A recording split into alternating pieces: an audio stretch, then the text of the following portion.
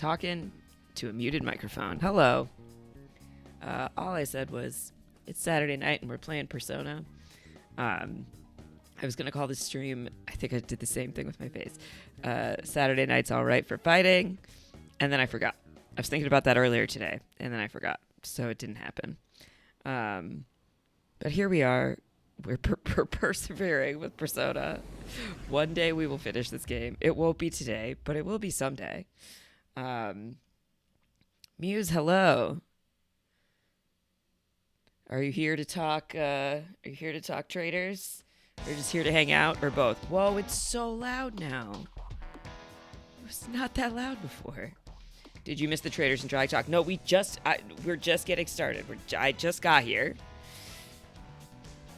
I've been live for 7 minutes, and I think I've been here for 2 of them, so you have not missed anything. Yeah, I watched the Traitors and Drag Race this morning, or this afternoon. That was my reward after many, many, many hours of job applications and staring at my computer screen for too long. What are my thoughts? Let's talk Traitors first. So spoiler alert for Traitors Season 2, Episode 6.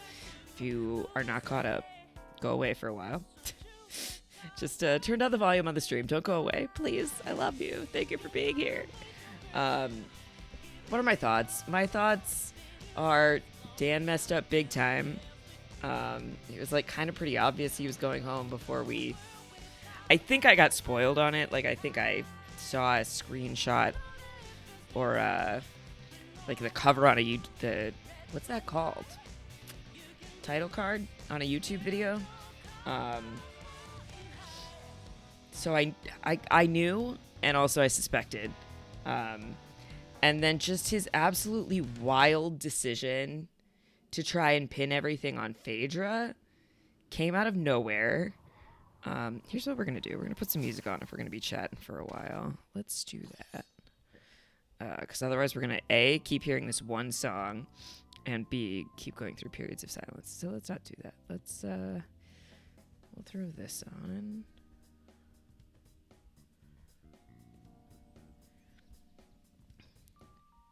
Okay, that's like too chill though. Come on. What do you think, Muse?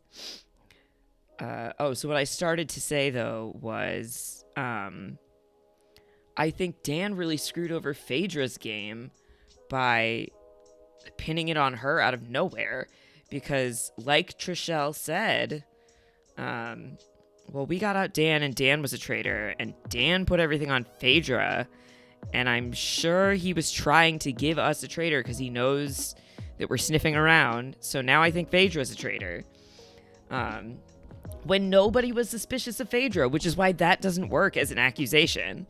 Absolutely wild that he didn't try to throw the suspicion on Parvati. Why did I have a struggle there?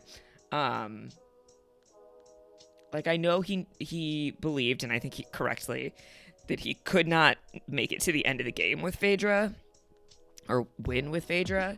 But this was not the point to try and throw her under the bus.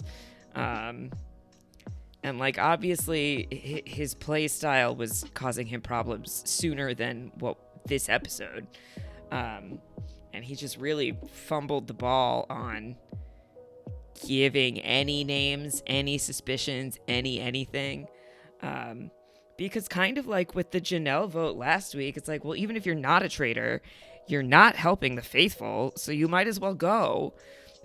Like, better you than someone who is helping me, is a perfectly reasonable philosophy.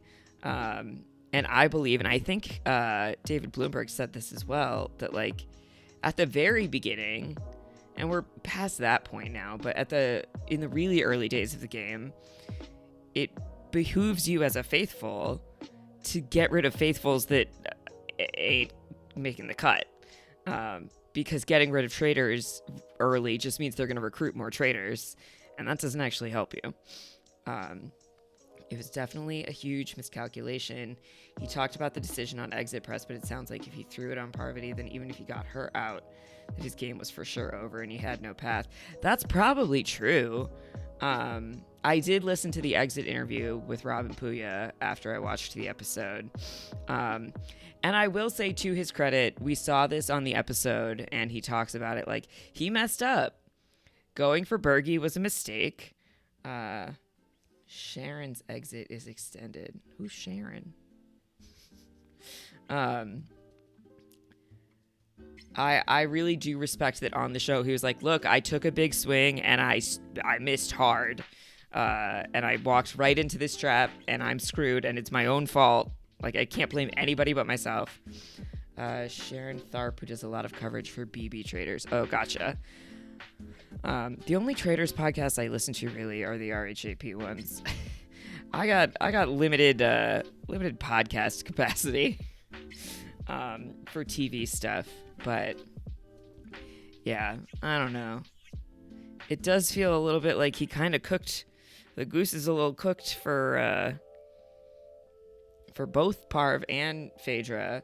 In terms of the move to recruit Peter, I initially thought it was a terrible idea because I thought for sure he would just say no. But seeing him receive the letter and say, well, if I decline this, then I'm definitely getting murdered tomorrow night. So, like, this is the only way I can stay in the game is to say yes, is really a stroke of genius because he doesn't want to get murdered. He doesn't want to leave the game. So he, like, isn't literally being blackmailed, but he's in a position where if he doesn't accept becoming a traitor, he's done. Parvati's a master of social strategy games. She just is. He also said Dan said he told Kevin that he wanted to go for Phaedra, and then Kevin told Peter, which is why Peter had that conversation with Dan, but Dan refused to throw Parv under the bus. Peter literally told him if he agreed to go for Parv that he would stay. Wow. But probably only, one more cycle, essentially. So, to his credit, maybe, that he kind of, like, he did fight at the very end. But a little, I would say a little bit to his credit that he kind of fell on his sword here, because he messed up and it was his fault. I think Parv feels that her days are numbered and just created chaos by recruiting Peter. I think it's a good strategic move in her limited options of strategic moves. Look, recruiting Peter does not mean that the rest of his little cult following are no longer going to be suspicious of her. Because as I think Rob pointed out, he could be a traitor and then let his friends still be suspicious of Parv and vote her out, and that benefits him. That's a traitor out of his way to winning as a traitor. I appreciate that Dan has been very humble and accepting the loss and has done a good job of owning his mistakes. I agree.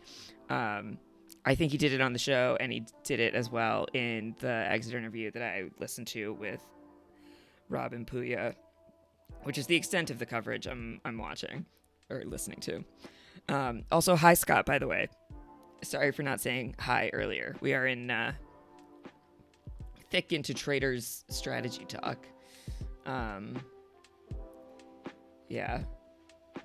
It was such a miscalculation to go after Phaedra, and Phaedra did not take it well. So he would have been in some deep, deep doo-doo if he had managed to survive the night and flip the vote onto Parv, I guess. He did a whole Twitch stream after the episode. I heard about that. And he gave credit to both Peter and Phaedra for their success in getting him out.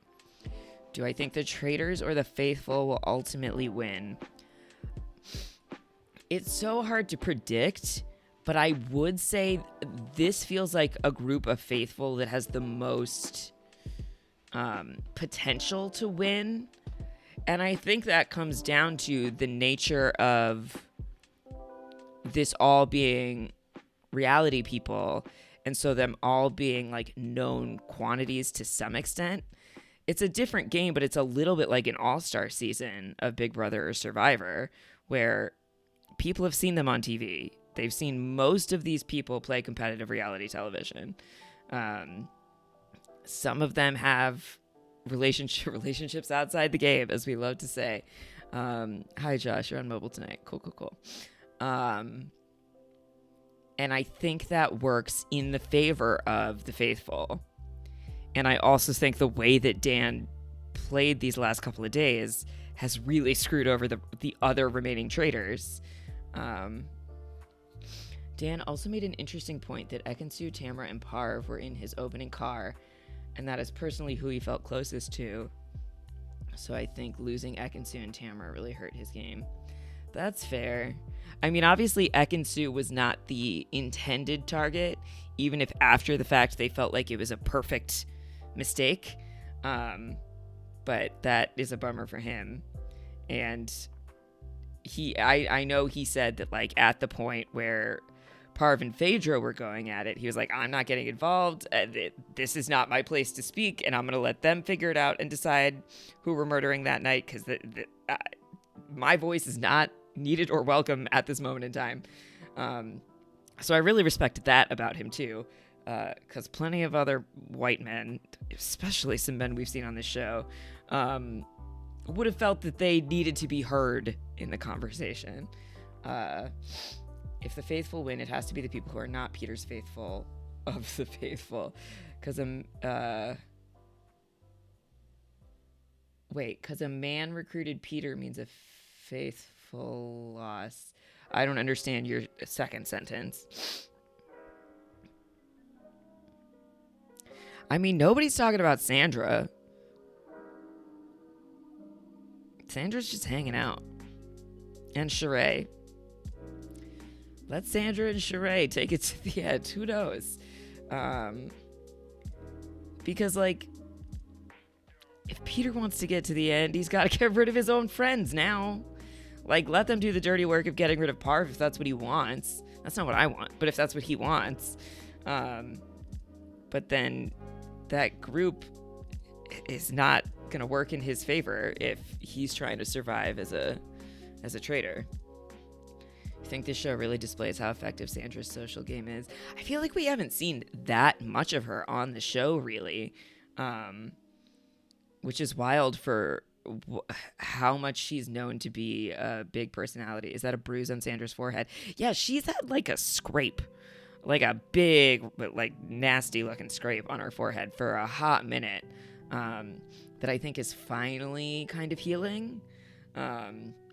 But it really looks like she like fell and smacked her head on a rock in the woods or something.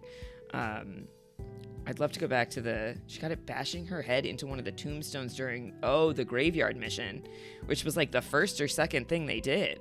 That was really early. I'm glad you know that, because I've been wondering this whole time. I was like, that's like a major looking injury. And it has not been addressed at all. That's what she says.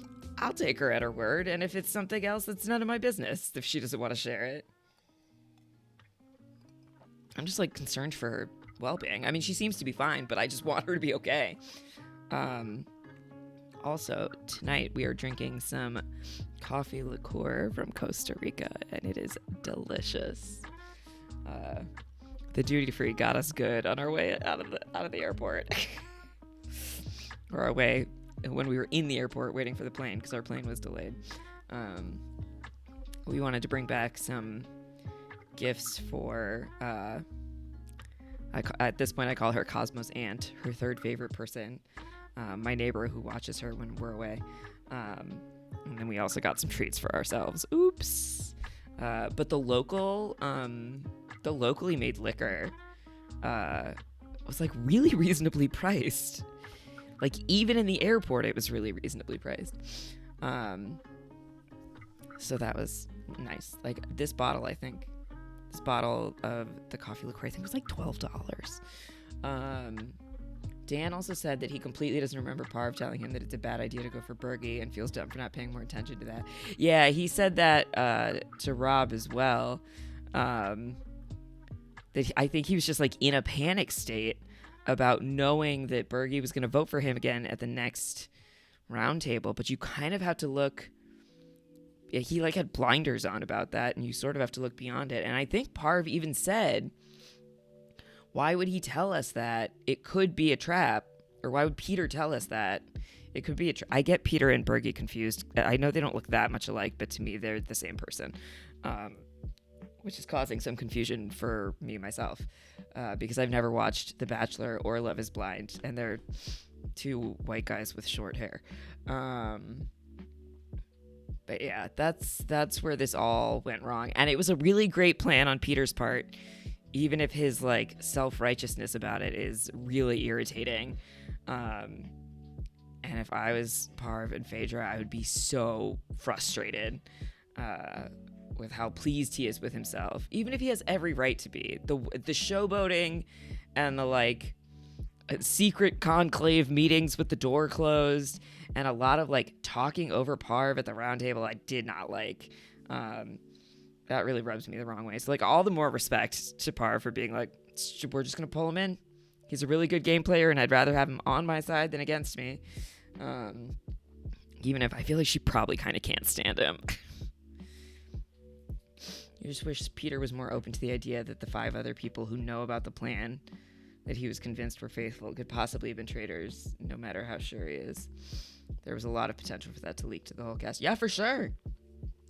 It is really frustrating. It feels like it's going to be kind of it can't quite be a pagonging given no one in that group is a traitor until Peter. But it feels like it's going to be kind of boring if that whole group just decides on a vote together every day. Dan chose not to hear Parv because it went against his master plan. Based on everything else he said, I believe him that he does not remember that happening. Does not remember her saying that. I don't think he was choosing to not listen. I think he was just really focused in kind of a panic after what Bergie said to him. Maybe we're saying the same thing and just kind of parsing it, framing it slightly differently, but I don't know. I wasn't familiar with Dan before this show, and I liked him. I have a good impression of him, not specifically as a game player. I know his game in the Traitors was very different from Big Brother, but as a person, just based on how he handled his endgame, I have a decent amount of respect for him. I'm back. You need to catch my streams earlier on an evening you don't have your kiddos. So normally I do stream earlier in the day. It's so funny that you've run into me at like midnight 30 for you twice, Kyle. Because most of the time I stream in like the early to middle of the afternoon for me in New York. Hyper Night Raven, welcome back. It is unusual for me to be streaming in the evening, other than I guess Saturdays that happens. Look at those little I love the little dancing dino dance. We're talking about the Traitors. Kyle, did you watch the UK Traitors, which just ended like last week? Because I was just listening to a podcast about it, and apparently like 10% of the entire population of the UK was watching the Traitors finale live, which is wild in the 21st century. So there are decent odds that maybe you were watching it then or at a later point. We're currently talking about the US Traitors, which is still in the middle of airing. You haven't yet? No, you hardly watch TV due to gaming. Fair. I highly recommend it. And it's so easy to access through BBC iPlayer. Both seasons are very good. And I love Claudia Winkleman as a host. She's an absolute treat and a delight. Okay, but talking US, if you're Sandra, you gather Bravo and the others to get the Faithful Alliance out. It's the only way her, CT, and Bravo get to the end. I think you're right. Trishelle is kind of an interesting... That's probably too meta for the producer's liking, though. Well, so maybe they won't really show her saying that, but I wouldn't be surprised if she's thinking that. But that puts Trishelle in an interesting position, because I feel like Trishelle's primary allegiance is to CT, but CT isn't in that group, is he? That group is Peter, Bergie, John, Kevin. Peter, Bergie, John, Kevin,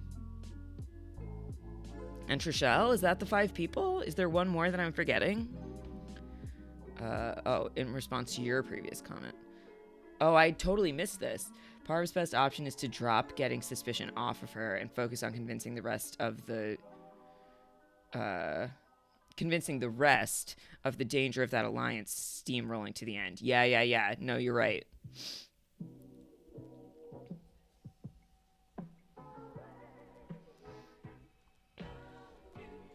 Kyle, how was your Saturday? Were you streaming today? Because if you were, I missed it. Or you said you have the kids today. Your kids?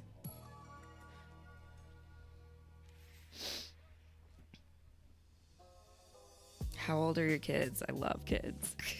Don't want children, but adore children. To Josh's point, Parv and Sandra have a lot of reason to work together right now. Yeah, they certainly have the a mutual goal of getting out the rest of that group. And if Parv's smart, and she is, she might go to Sandra to talk about that exact point. Because I don't think it's unreasonable, given how prominent the existence of that group is. I don't think it's unreasonable to show on the show other people working against that group, because they're a threat to everybody else. If the only way they can get out is by murder, that cuts in half options for banishment, if they have a majority that's not going to vote each other out. So that's tricky and interesting. Shame the challenges don't matter, but the rest of the game is so good. I so barely paid attention to the challenge because I saw that catapult construction thing on the UK version.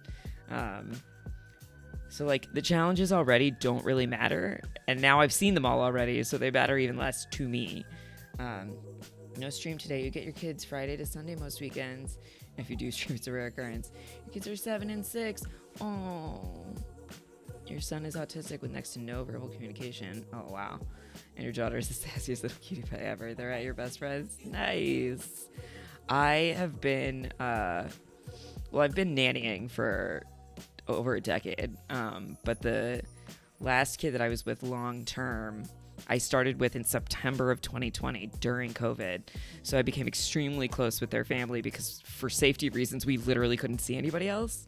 And I was with him 4 or 5 days a week for about a year before he started preschool. And now he's over 4. And I've been around for every single one of his birthdays, and it's just crazy. It's crazy how fast they grow up. And he's such a fascinating little kid, who I adore to the moon and back. I have little presents for him from my trip. I got him, I always get him a magnet from wherever I go because he has so much stuff. He doesn't need more stuff.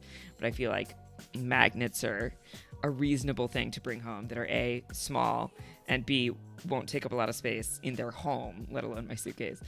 So I got him this little gay sloth. And then some sloth stickers too, because he loves stickers. So easy, innocuous things to give him from my trip. I sent him the video. So I think is it showing up on the stream that I started a community challenge to show my video on stream of doing the Tarzan swing in Costa Rica, where I make a deeply embarrassing noise that was not voluntary. They grow too quick. You're in genuine shock that you have a kid that turns 8 this year. Yeah, I was with a family for 3.5 years. So the kids were 5 and 3 when I started. And they were almost 9 and 7 by the time I left. And that was just unfathomable. And now they're teenagers, which is even more crazy. Time just keeps moving. Okay, hold on. Your biggest gripe about the format, though, there's absolutely no motivation to truly get Traitors out for the first half of the game. And then the players are not allowed to address that meta strategy. Yeah, you're really on the back foot as a faithful for so long in the game. That's really difficult. So let's say the Faithful Alliance goes out. You can get Parv out at Final 7, Final 6 banishment. That probably means no more recruitment, and Phaedra just has to survive a few final banishments. Other than Trishelle, I mean, if anybody else puts 2 and 2 together like she did, which is certainly possible, but other than Trishelle, it feels like nobody's on to Phaedra at all. And it's possible some people will just read that as, like, Dan's accusation is just a wild guess. Like a wild Hail Mary that obviously didn't work. Yeah. Okay, does it say... Here, I'm going to look for myself. Did the community challenge start is the question.